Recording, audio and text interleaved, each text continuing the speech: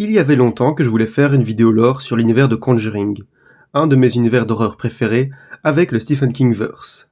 Et cette période d'Halloween est toute trouvée pour l'occasion. Dans cet épisode de Point de mythologie, nous allons nous attarder sur certains antagonistes des films Conjuring. D'ailleurs, je vous conseille le short que j'ai sorti sur cette chaîne où je les classe par niveau de puissance. La saga d'horreur suivant les aventures d'un couple d'exorcistes, les Warren, ce sont souvent des spectres et esprits qui leur font face. Mais ils ont aussi eu droit à plusieurs reprises à des ennemis démoniaques, infiniment plus dangereux. Les films Conjuring se voulant inspirés de faits réels, nous trouvons mention de ces démons dans les écritures bibliques, ou en tout cas dans les interprétations et continuations modernes du livre saint. Il va donc être ici question de comparer la version cinématographique de ces personnages avec leur version historique. Rentrons sans plus tarder dans les détails et le lore des deux plus dangereux vilains de la saga Conjuring, et dans les tréfonds obscurs des lieux qu'ils ont hantés.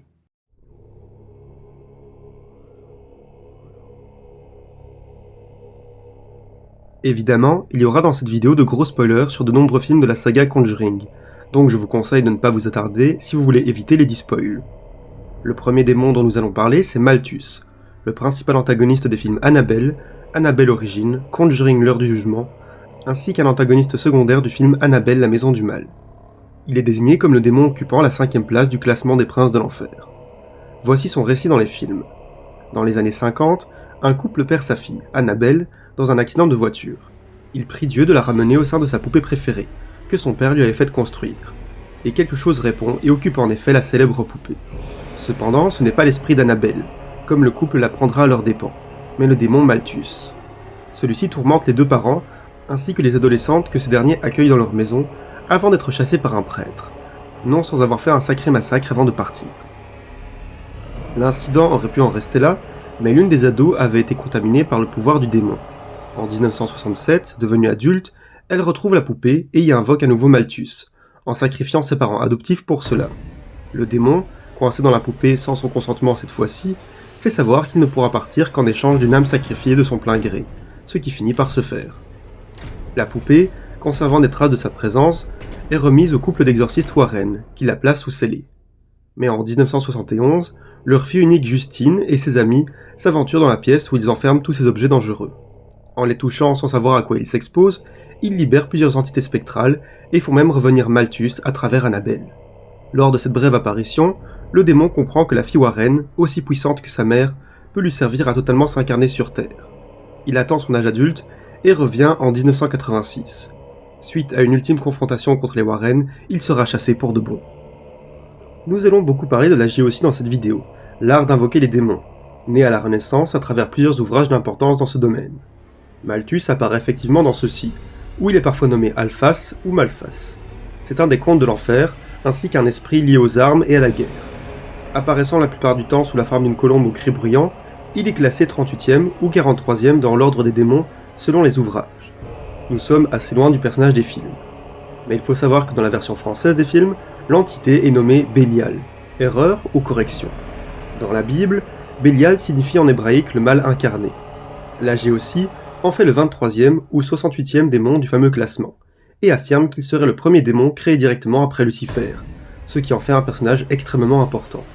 Il aurait été énormément vénéré à Sodome, la ville pécheresse par excellence apparaissant dans les récits bibliques. Prenant l'apparence d'un ange pilotant un chariot de feu, Bélial est le patron de la vérité et du mensonge, ainsi qu'un des rois de l'enfer.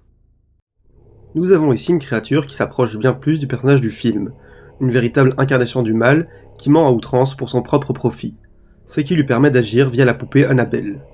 Pour terminer, j'ajouterai que selon les authentiques récits des Warren qui ont été romancés pour le film, le démon en question qui aurait occupé la poupée serait Balthazar, lui aussi un des grands démons de l'enfer, ainsi qu'un être artisan lié aux armements, ce qui le relie aux croyances portant sur Malthus datées de la Renaissance.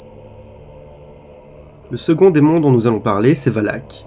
Il est l'antagoniste principal des films Conjuring le cas Enfield, La Nonne et La Nonne la malédiction de Sainte Lucie, ainsi que l'antagoniste majeur de la saga Conjuring en général, participant entre autres au retour de Malthus sur Terre. Tout le monde le connaît mieux sous le nom de La Nonne. Voici son histoire.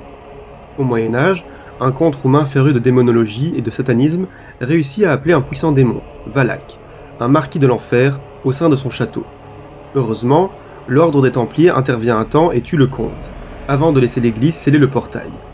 Le château deviendra un couvent, et au fil des années, Valak réussira à fragiliser assez le portail pour passer. En 1952, il s'assure de massacrer toutes les nonnes du couvent sans exception, prenant lui-même l'apparence d'une bonne sœur pour symboliser le blasphème et les péchés. Mais il est exorcisé par la sœur Irène, aidée d'une puissante relique sacrée, avant de faire plus de dégâts. Cependant, Valak aura pensé à prendre possession de son ami Frenchy. Il signe ainsi son grand retour en France 4 ans plus tard. Il parviendra à y récupérer ses anciens pouvoirs d'ange, devenant bien plus puissant que n'importe quel démon, avant d'être chassé à nouveau par la bonne sœur. Tous les fans de Conjuring se questionnent sur la potentialité que sœur Irène ne serait autre que Lorraine Warren, le démon revenant la hanter par la suite. Surtout que les actrices jouant les deux personnages sont sœurs, et ont donc une frappante ressemblance physique. Ainsi, en 1977, le couple Warren fait face au cas d'une famille dont la maison est hantée par le spectre d'un ancien propriétaire voulant la conserver pour lui. Ce spectre est en réalité manipulé par Valak pour attirer les Warren et les tuer.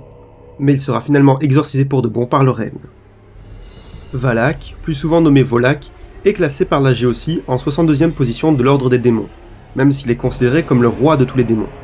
Il prend l'apparence d'un enfant aux cornes de démon et aux ailes d'ange, montant un dragon à 2 têtes. Il est de plus souvent relié au serpent, ce qui est également une de ses thématiques récurrentes dans les films Conjuring, où il est surnommé le marquis des serpents. Néanmoins, la ressemblance s'arrête là, car les serpents représenteraient la luxure et le péché de l'acte sexuel réalisé dans l'unique but du plaisir. En effet, cela n'apparaît pas du tout dans les films.